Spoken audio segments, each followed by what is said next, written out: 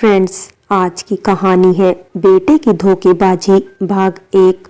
माँ देखो, अब तो टिकट भी बुक हो चुकी है, अब तो मान जाओ। यह बोलते हुए रीना का 16 वर्षीय बेटा विशाल अपनी माँ को मोबाइल पर ही कंफर्म टिकट दिखाता है। रीना कुछ बोलती उसके पहले ही उसकी 12 वर्षीय लड़की सीमा अपने भैया की तरफ देखते हुए, सच में भैया, हो गई बुकिंग, अब तो माँ को कोई नहीं रोक पाएगा अपने पिया मिलन से। रीना अपने दोनों बच्चों की तरफ देखते हुए, तुम दोनों को क्या हो गया है, क्या जिद लेकर बैठ गए हो तुम दोनों? और सीमा, तुम ये क्या बोल रही हो? पढ़ाई में तो मन लगता नहीं, हर वक्त फिल्मी ड्रामा करने से बाज नहीं आती तुम। विशाल खुशी से एक बार माँ की तरफ और एक बार सीमा की तरफ देखते हुए, माँ, कितना अच्छा लगेगा पापा को जब वो तुम्हें अपनी शादी की 20वीं सालगिरह पर अचानक से अपने दरवाजे के पास देखेंगे। पापा तो खुशी से पागल हो उठेंगे। हमारा यह सरप्राइज गिफ्ट पापा को कितना पसंद आएगा। तभी ड्रामेबाज सीमा, वाओ, रोमांटिक सीन, बिल्कुल यश चोपड़ा की फिल्मों की तरह। माँ, पापा जैसे ही दरवाजा खोलेंगे ना, तुम सरप्राइज बोलना पापा को। सीमा और विशाल की बातें सुन रीना, तुम दोनों को शर्म नहीं आती? माँ के सामने ऐसा बोल रही हो। सीमा, इसमें शर्म की क्या बात है, आजकल तो प्यार खुल्लम खुल्ला होता है। रीना अपने पुराने दिनों को याद करते हुए, प्यार तो हमारे जमाने में होता था, तीर नजरों से चलती थी, घायल यह दिल होता था।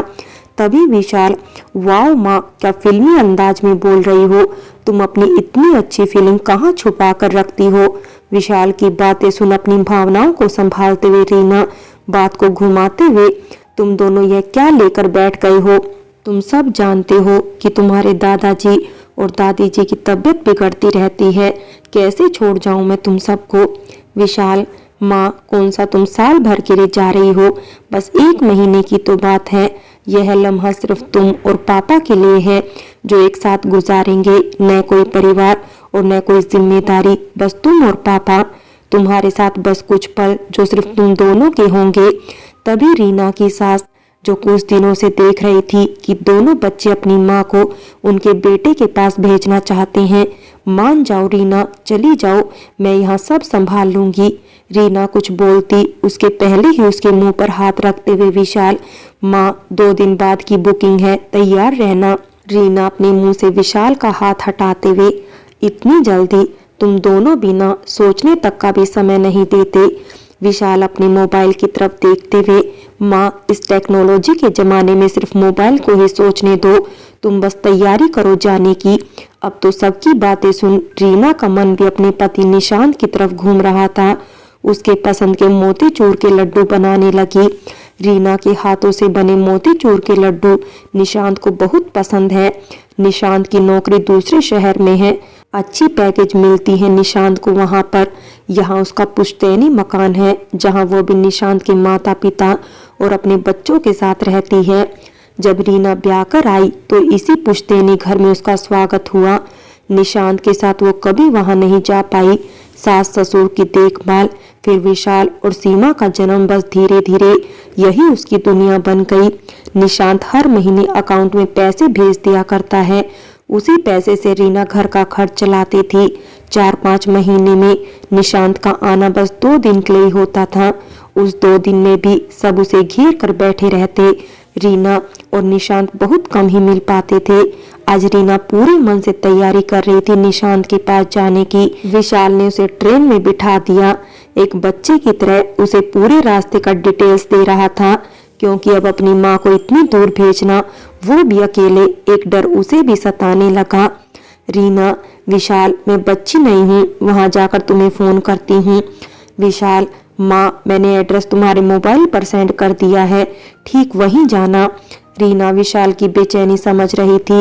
इतनी दूर रीना को अकेले भेजने की जिद तो विशाल की ही थी, लेकिन अब उसकी माँ वहां ठीक से पहुंच पाएगी कि नहीं, इस डर से अब वो परेशानी में आ गया। विशाल की आंखों के सामने से उसकी माँ की ट्रेन छूटने लगी। अब रीना भी खुश थी।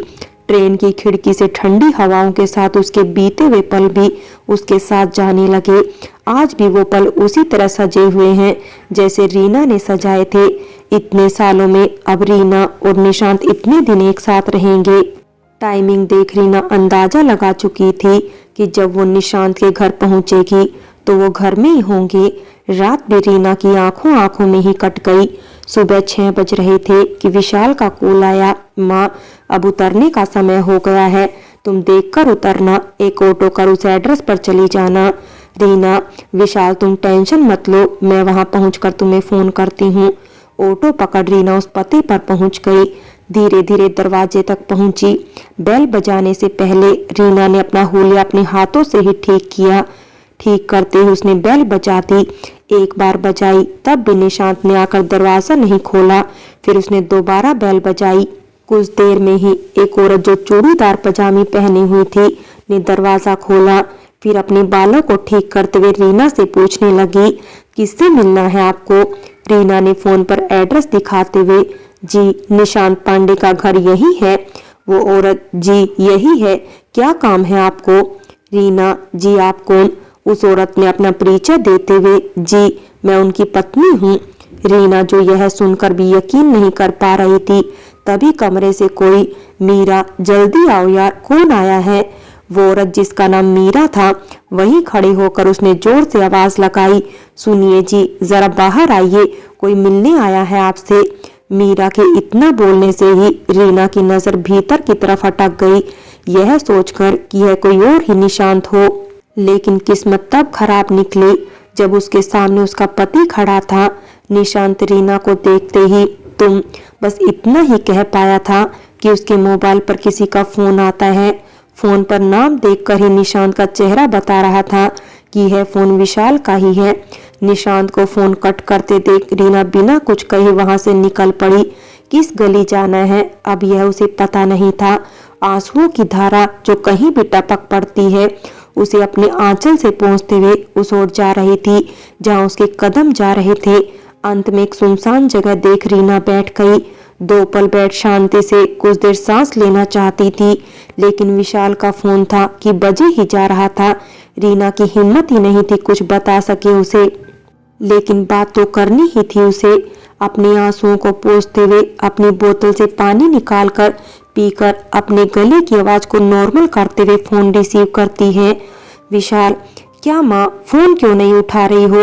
सॉरी माँ, मेरी वजह से तुम्हें परेशानी हो रही है, मुझे ऐसा सरप्राइज नहीं देना चाहिए था पापा को। पापा से अभी बात हुई, वो तो दूसरे शहर गए हैं काम से। माँ तुम जो भी टिकट मिले फौरन चली आओ उसमें। माँ मुझे बहुत टेंशन हो रही है।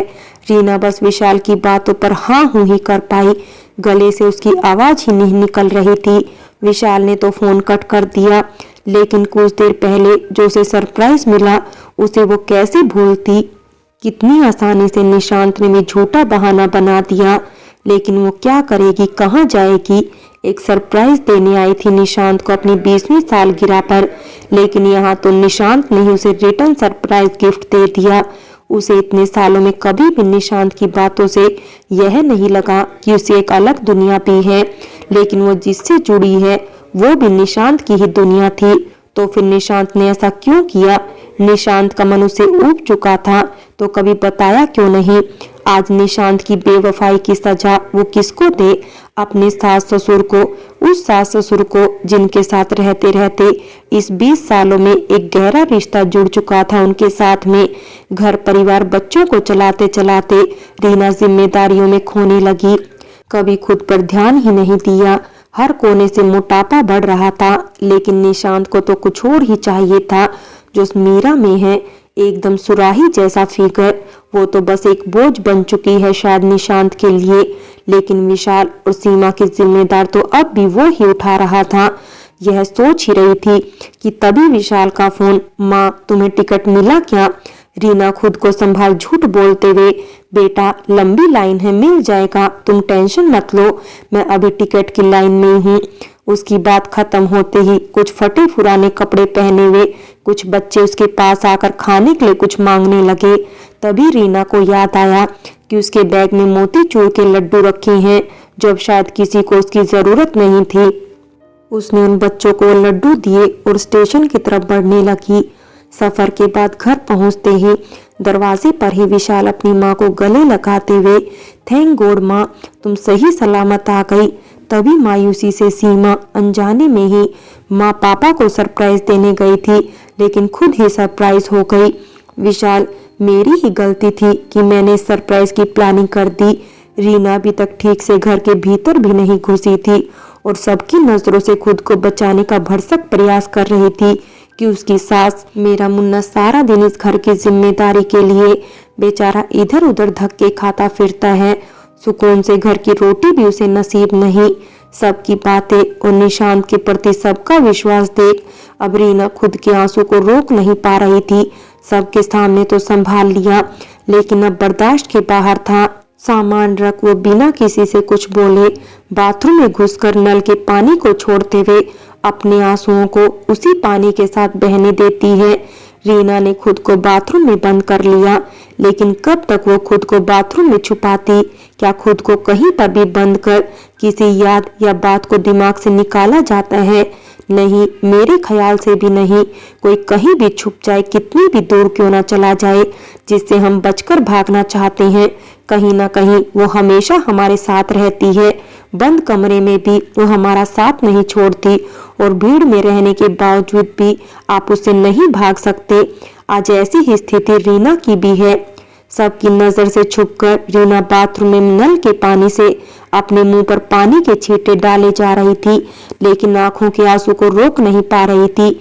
निशांत का इतना बड़ा धोखा उसे बर्दाश्त नहीं हो रहा था।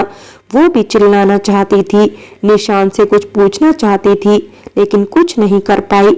उल्टा घर लौट कर आ गई। उसके जीवन के 20 साल कोई मामूली नहीं होते। किसी के जीवन में इतना लंबा सफर। निशांत से दूर रहने के बावजूद रीना ने पूरी ईमानदारी से अपने जीवन का बहुमूल्य समय इस घर को दिया था। अपने प्यार से इस मकान को घर बनाया, एक एक ईंट में प्यार का एहसास जगाया। आज यह सब भी उसे सिर्फ दीवारें ही नजर आ रही थी, जिस दीवार में न जाने कितनी यादों को समेट कर सजाया था। एक सेकंड में उसे सब पराया लगने लगा। अपनी माँ को इतनी देर बाथरूम में घुसा देख विशाल बाहर से, माँ क्या कर रही हो, इतनी देर हो गई, तुम ठीक तो हो ना?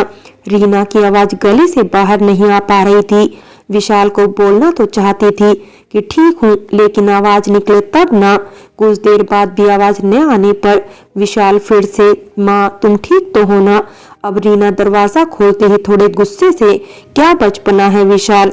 थकावट महसूस कर रही थी, इसलिए सर पर पानी डाल रही थी, चैन से सांस भी नहीं लेने देते।